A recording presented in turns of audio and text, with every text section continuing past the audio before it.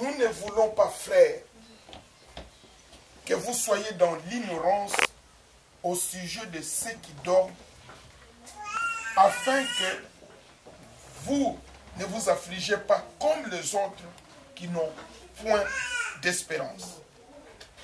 Car si nous croyons que Jésus-Christ est mort et qu'il est ressuscité, croyons aussi que Dieu ramènera par Jésus et avec lui ceux qui sont morts. Voici en effet, nous continuons jusqu'au verset 16, voici en effet ce que nous vous déclarons d'après la parole du Seigneur. Nous les vivants, restés pour l'avènement du Seigneur, nous ne défoncerons pas ceux qui sont morts. Car le Seigneur lui-même a un signal donné à la voix d'un archange et au son de la trompette de Dieu descendra du ciel.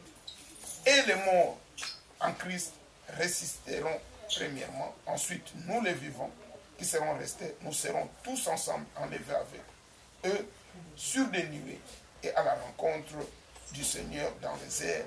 Et ainsi, nous serons toujours avec le Seigneur. Consolez-vous donc les uns des autres par cette parole. Amen. Amen. Consolons-nous par cette parole. Aujourd'hui, nous sommes venus pour soutenir et consoler la famille. Mais dans cette parole, il y a aussi une interpellation. La parole de Dieu nous demande de ne pas nous affliger comme les autres. Nous qui avons cru en Jésus-Christ ressuscité d'entre les morts, ou vous qui n'avez pas encore cru, mais qui peut-être aujourd'hui par cette parole vous serez touchés. Soyez que nous ne pouvons pas nous affliger, comme nous ne pouvons pas pleurer comme pleure tout le monde. La différence est que pour nous, en pleurant, nous savons qu'il y a une vie éternelle qui nous attend. C'est ça la différence. S'il y a la mort, tout n'est pas perdu. La mort n'est qu'une porte pour l'espérance de la vie éternelle. Alors la parole de Dieu nous dit aussi, la porte, la voie, c'est Jésus-Christ. Donc, si nous devons nous consoler en disant que Papa Michel est mort, mais il y a l'espérance qu'on puisse se retrouver un jour, il faut que nous puissions nous poser la question, sommes-nous dans cette voie qui permet qu'on arrive à la vie éternelle?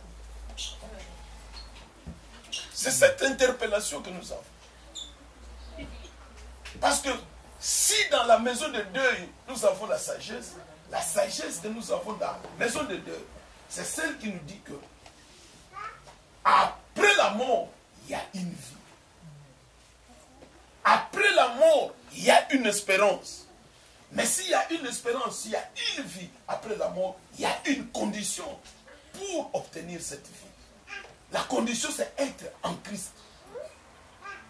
Être en Christ ne doit pas être un slogan. Parce que comme nous disons, je suis chrétien. Mais être chrétien, c'est avoir Christ. Mais c'est aussi marcher comme Christ le fait. Amen. Parce que si nous marchons comme Christ le fait, c'est alors qu'on héritera de cette vie éternelle. Parce que souvent nous parlons toujours de l'enlèvement, nous parlons de l'enlèvement. C'est comme si c'est ceux qui seraient restés vivants qui partiraient les premiers. Non.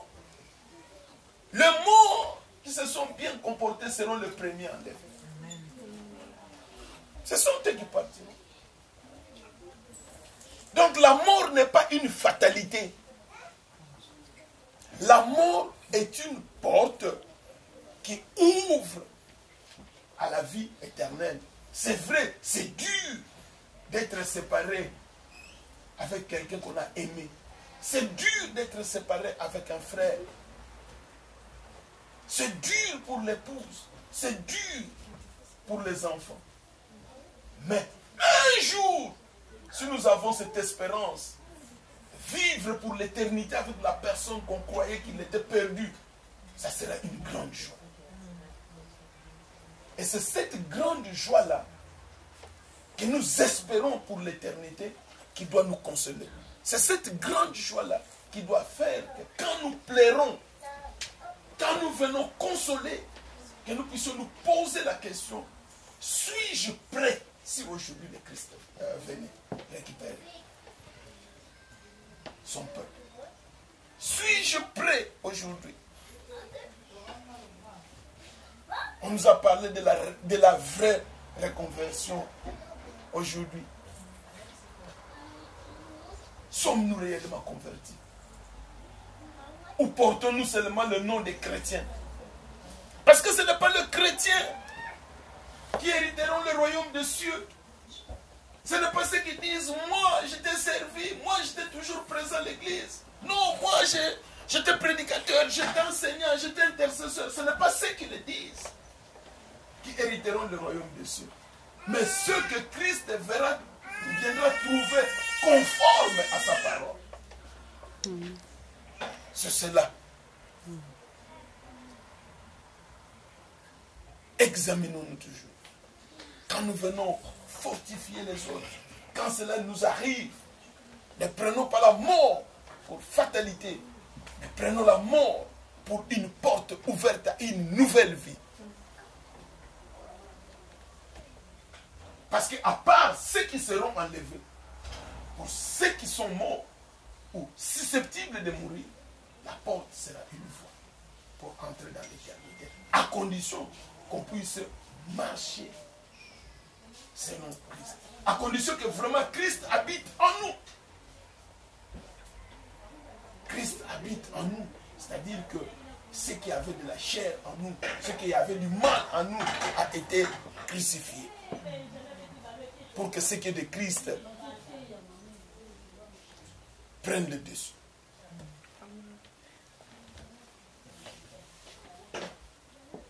Laisse que cette parole pour laquelle on nous dit de nous consoler les uns pour les autres, que ce soit une consolation, mais que ce soit aussi un examen de conscience. Parce que nous ne pouvons pas nous consoler mutuellement de quelque chose si nous-mêmes nous ne sommes pas susceptibles à ceux pour lesquels nous nous consolons. Parce que si nous allons dire, maman Eve, non, que le Saint-Esprit te console, parce qu'un jour nous nous verrons dans l'éternité. Maintenant, pose-toi la question quand tu dis, maman Eve, peut-être qu'un jour vous verrez Papa Michel dans l'éternité. Maintenant, toi-même, es-tu sûr que tu seras avec maman Eve dans les cieux pour l'éternité? C'est la question que nous devons nous poser. Et cette préoccupation restera la préoccupation de chaque jour. Quand nous marchons, posons-nous la question, si maintenant la voiture me cogne, si maintenant le tram, si maintenant les jours où il y a eu la bombe à l'aéroport, les gens voulaient voyager, les gens voulaient partir à Kin, les gens voulaient partir aux États-Unis, ils voulaient partir partout où ils voulaient. Il n'y avait pas préavis que la bombe va tomber. Il n'y avait pas de préavis. On était surpris. Tous, on était surpris par les nouvelles. Même ceux qui sont malades, ils espèrent toujours qu'ils vont guérir. Ils se disent que non, guéris-moi, parce que c'est ça notre prière. Guéris-moi. C'est-à-dire qu'ils ne souhaitent pas la mort. C'est vrai, c'est difficile de nous quitter. C'est difficile la mort. Mais réjouissons-nous dans l'espérance de la vie éternelle. Si nous ne nous réjouissons pas dans l'espérance de la vie éternelle, notre vie chrétienne n'a plus de sens. Si nous nous disons, je disais encore hier, on était aux enseignements, mais qu'est-ce que nous appelons la foi? Parce que souvent on a lié la foi à tout ce qui est matériel, on a lié la foi à tous les biens qu'on peut collectionner.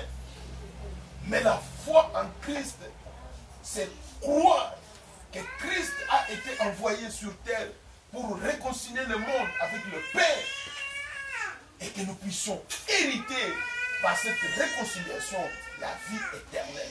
C'est à cela que nous croyons. C'est à cela que nous nous approchons. Mais si nous n'avons même pas d'espérance qu'il y a une vie éternelle, c'est-à-dire que le temps que nous passons en réalité sur terre est un temps perdu. C'est un temps perdu. Mais oh, on dit toujours que chacun doit pouvoir donner un sens à sa vie. Quel sens donnes-tu à ta vie chrétienne maintenant, je précise? C'est peut-être le sens que nous donnons à notre vie de chaque jour, c'est d'être bien. Mais quel sens on donne à la vie chrétienne? Pourquoi es-tu devenu chrétien? Pourquoi on sert Christ? C'est parce qu'on a été malade pour être guéri. C'est parce qu'on avait un manque pour que quelque chose nous soit accordé. Mais Christ nous a dit, recherchez d'abord le royaume des cieux. Et tout le reste vous sera donné par-dessus tout. Donc, l'objectif doit être la vie éternelle. L'objectif doit être le royaume des cieux. Mes frères, mes soeurs, papa, maman, que cette interpellation soit une interpellation de chaque jour. Quand on sort de son lit, quand on va dormir, il faut qu'on se pose la question, je vais dormir, est-ce que je vais me réveiller demain? Parce que de toutes les façons, dormir et se réveiller, c'est un miracle. Personne n'est sûr de se réveiller le lendemain. Alors quand on dort, il faut qu'on soit prêt. Beaucoup sont sortis de leur maison, ne sont jamais rentrés. Donc quand on sort, quand on rentre, sortir et rentrer doivent être dignes de notre Dieu. Consolons-nous par ces paroles, mais cette consolation doit être une interpellation de chaque jour. Nous allons demander d'abord le pasteur bienvenu s'il a un mot à ajouter. Maman Yves m'a dit que peut-être que vous auriez un mot à ajouter.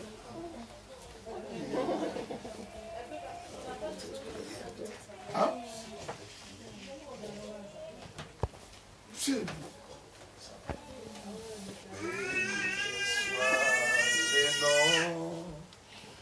Béni soit le nom, béni soit le nom du Seigneur Jésus. Jésus est le même, oui, toujours le même. Béni soit le nom du Seigneur. Élevons le nom. Élevons le nom de Jésus. Élevons le nom du Seigneur Jésus. Jésus est le même, oui, toujours le même. Élevons le nom du Seigneur. Amen, amen, amen. Amen. Nous sommes vraiment dans la joie de nous retrouver ici. Parce que la parole de Dieu s'est accomplie dans la famille de notre sœur. La Bible dit, l'homme est tiré de la poussière, il va retourner dans la poussière. Comme notre pasteur nous a prêché ici, c'est une parole qui va rencontrer tout le monde, que tu le veuilles ou pas. Si le Seigneur Jésus-Christ ne revient pas, chacun de nous finira par retourner dans la poussière. Bon, je ne veux pas contredire ce que le pasteur a dit, nous allons aller dans le même sens. Nous devons nous préparer. Nous préparer pour deux choses. Ou le retour de Christ qui viendra chercher son église, tout chrétien véritable le sait, et il doit s'attendre à ça. nous ne connaissons ni les jours ni l'heure. Il peut venir même tel que nous sommes là. Et ce qui est important, ce n'est pas seulement d'aller prier. Parce qu'actuellement, il y a, comme le pasteur l'a dit, plein de gens qui se disent chrétiens. Plein de gens qui prient. Plein de gens qui prêchent comme je le fais aujourd'hui. Mais il y a très peu de gens qui considèrent que nous devons nous préparer pour cette rencontre avec Jésus-Christ. Il y a aussi des gens qui croient à ça et qui se préparent aussi. Et chacun à sa manière. Mais il y a très peu de gens qui se préparent de la manière biblique avec le standard de la préparation exigé par la Bible pour rencontrer Jésus-Christ à ce jour-là. Voilà pourquoi nous, en tant que serviteurs de Dieu, dans des moments comme celui-ci, nous avons toujours une exhortation à faire, non pas pour notre frère qui est parti, mais plutôt pour nous qui sommes restés. Pour que chacun de nous, comme le pasteur l'a dit, puisse regarder sa vie, voir dans quelle position il se trouve, si Jésus-Christ revenait maintenant, ou alors si la mort rencontrait sa vie. Et je suis vraiment poussé à dire à nous tous qui sommes là, que la parole de Dieu est vraie. Jésus-Christ a dit qu'il revient et il reviendra certainement.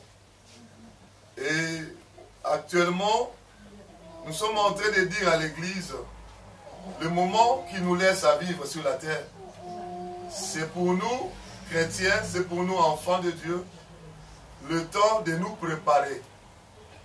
La Bible dit dans Matthieu chapitre 24, verset 44, « Vous donc aussi, tenez-vous prêts. » En d'autres termes, préparez-vous. On ne peut pas seulement entrer dans le royaume le jour de l'enlèvement parce que nous sommes devenus chrétiens. On devient chrétien, mais on doit aussi se préparer. C'est comme la Bible nous donne la parabole des 10 vierges qui étaient en train d'attendre l'époux. Et la Bible dit à un moment, elles se sont réveillées pour se préparer, pour rencontrer l'époux. Il est vrai que Jésus-Christ revient. Mais moi, j'aime dire la vérité à l'Église. Parce que cette histoire de la Bible, cette histoire de l'Église, si nous voulons être sincères, l'hypocrisie est beaucoup entrée dedans. La vérité n'est plus vraiment donnée à l'Église. Nous disons les demi-vérités. Si quelqu'un meurt, on se dit non, on va le voir. On va le voir si la personne qui est morte s'était préparée, s'était sanctifiée. Moi, j'aime dire la vérité. S'il ne s'était pas sanctifié, nous pouvons dire que son âme repose en paix. Ça, c'est une formule de politesse que nous avons l'habitude de dire. Mais en tant que chrétien, en tant que serviteur de Dieu, nous devons dire si la personne s'était préparée, parce qu'on ne sait pas. C'est seul Dieu qui connaît. Si la personne s'était préparée, il s'était préparé, là, on va le retrouver avec Jésus-Christ dans le royaume des cieux. Sinon, ça sera autre chose. Même si nous bombardons avec des messages que son âme repose en paix, ça ne se reposera jamais en paix si une personne n'est pas morte en Christ. Est-ce que vous m'entendez? Voilà pourquoi nous qui sommes restés vivants, nous devons, je suis en train de le dire pourquoi. Parce que généralement quand nous sommes dans un deuil comme nous sommes là, tout le monde dit que son âme repose en paix. Mais si quelqu'un n'est pas mort en Christ, il n'est pas en paix. Le jour de sa mort, les esprits de l'ennemi Satan viendront chercher la personne pour le mettre dans le séjour de mort, là où il y a le feu. Nous connaissons l'histoire. Dans Luc chapitre 16, on nous parle de l'histoire de Lazare et du riche. La Bible dit quand ils sont morts, les deux, les riches qui ne s'étaient pas repentis, s'est retrouvé dans le séjour de mort en train de brûler. Ça, ce n'est pas la paix. Si nous disons chaque fois que quelqu'un meurt, que nous nous retrouverons dans la paix, que son âme repose dans la paix, c'est bien. Mais sinon, nous devons dire la vérité à ceux qui sont restés. La paix ne viendra après la mort que lorsque nous avons rencontré le prince de la paix, Jésus-Christ. Sinon, une personne qui n'a pas rencontré Jésus-Christ ou qui ne s'est pas préparée dans la sanctification, car la Bible dit sans la sanctification, personne ne verra le Seigneur. Même si j'ai une Bible, même si on m'appelle pasteur bienvenu, même si je vais dans une église, je chante, je danse, ça ce sont des choses de la terre que les hommes ont fabriquées. Mais pour rencontrer le Seigneur en ce jour-là, nous devons accepter Jésus-Christ comme Seigneur et Sauveur et nous devons également nous préparer dans la sanctification. Sans cela, on ne peut pas le voir. Et la sanctification est exigée par le royaume des cieux. Pour rencontrer Dieu, c'est écrit dans la Bible. Dans 1 Thessaloniciens chapitre 5, verset 23 à 24. 1 Thessaloniciens 5, 23 à 24. La Bible dit ceci. Que le Dieu des cieux vous sanctifie lui-même. L'âme, l'esprit et le corps. Et que vous soyez conservés comme ça jusqu'à l'avènement du Fils de l'homme. Et ce verset-là, dans nos églises, nous avons presque oublié ça. Nous avons présenté la sanctification à notre manière. Je vous l'ai dit parce que c'est le travail que nous sommes en train de faire, ramener la sanctification, le standard exigé par la parole de Dieu pour rencontrer l'époux. C'est la sanctification de l'âme, de l'esprit et du corps, conformément au verset que je suis en train de dire. Et si ce n'est pas ce niveau de sanctification, et si ce niveau-là n'est pas arrivé et n'est pas conservé jusqu'à ce que Jésus-Christ va revenir, ça sera difficile de le voir. Frères bien-aimés, nous sommes venus parce que notre frère est mort. Nous sommes venus parce que il y a un deuil, parce que la Bible nous dit de pleurer avec ceux qui pleurent. Mais nous qui sommes restés vivants, nous ne pouvons jamais oublier ça. Le jour que Jésus-Christ va revenir, il y aura effectivement de pleurs et de grincements des dents, comme la Bible le dit. Et parce que le niveau de la sanctification exigé par la Bible, c'est devenu extrêmement rare dans les églises. Il y a beaucoup de gens qui chantent, qui dansent, il y a beaucoup de gens qui font l'œuvre de Dieu, et chacun a calculé, a créé la sanctification taillée par les idées des hommes. Mais la sanctification que la Bible nous recommande, c'est devenu, comme je l'ai dit et je le répète, extrêmement rare. Nous devons chacun vérifier son cœur. Est-ce que nous sommes réellement en train de suivre le chemin de la sanctification, nous qui sommes chrétiens? Est-ce que nous sommes réellement en train de laisser Dieu nous sanctifier au niveau de l'âme, au niveau de l'esprit et au niveau du corps, Parce que nous avons fait une étude dans la Bible, nous avons remarqué que les chrétiens ont laissé la sanctification du corps, surtout du corps, ils ne s'occupent même plus de ça. Parce que le diable, en s'infiltrant dans l'église, il a dit à l'église, à nous chrétiens, que Dieu ne regarde seulement le cœur. Il ne s'occupe pas du corps. Ça, je l'ai toujours dit et je le répéterai toujours. Un mensonge, c'était... Moi, je parlais à un pasteur, je lui ai dit, ça c'est le verset satanique que le diable a donné à l'église. Dieu ne regarde seulement le cœur. Dans la Bible, du début jusqu'à la fin, il n'a jamais été question que Dieu ne regarde seulement le cœur. Parce que 1 Thessaloniciens 5, verset 23-24 nous dit, je répète le verset, que le Dieu de paix vous sanctifie, lui-même, âme, esprit et corps. Donc Dieu veut que la sanctification ne soit pas seulement dans l'âme, dans l'esprit et également au corps. Nous avons fait des études et nous avons remarqué le verset là, que Dieu ne regarde seulement le cœur, c'est tellement accepté par les églises, et finalement le diable, quand il a introduit son mensonge, il a transformé le corps, temple du Saint-Esprit, au temple des idoles. De la tête jusqu'aux pieds, transformé dans presque toutes les églises. De la tête jusqu'aux pieds. Ce que Dieu a voulu que nous soyons, c'est haï, ce n'est plus accepté. Et quand tu veux être ce que Dieu veut que tu sois, c'est toi plutôt qui déraisonne, c'est toi qui deviens fou.